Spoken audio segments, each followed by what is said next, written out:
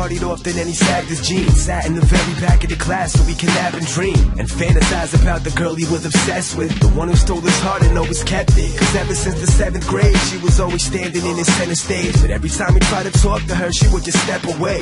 And though she never spoke to him it didn't matter, cause Billy never liked the chit-chatter. So what if a little passive? To him she was attractive. He could sense a massive personality perfectly by the way she acted. Plus she wrote poems for the paper every month. That was the lines on the page that had him falling in love. But he never told his friends, they would say that he was crazy. So no one ever found out that Billy liked Amy. He just gracefully endured being blatantly ignored. Sooner or later Billy wouldn't take it anymore.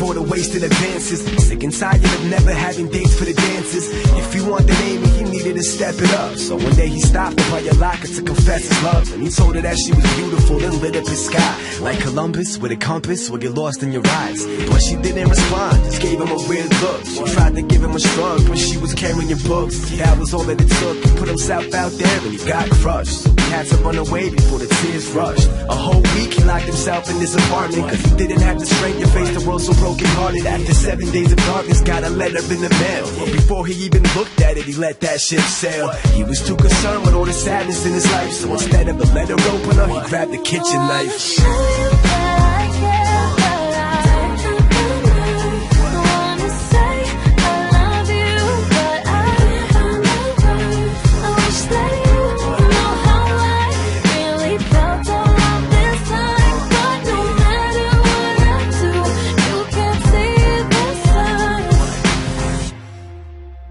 She was far from your average teen, the quiet type who never had a scene. Studied often and wrote poems for the school magazine. She had a little secret and she always kept it. There was a boy that she was obsessed with. So when she wrote a poem for the school paper every month, every line on the page was dedicated to a crush. But she never told her friends, they would say that it was silly. So no one ever found out that Amy liked Billy. To the day that Billy stopped her by your locker during school. But she couldn't understand him and responded like a fool and gave him a weird look. She tried doing sign language, but she couldn't cause she was carrying all the books.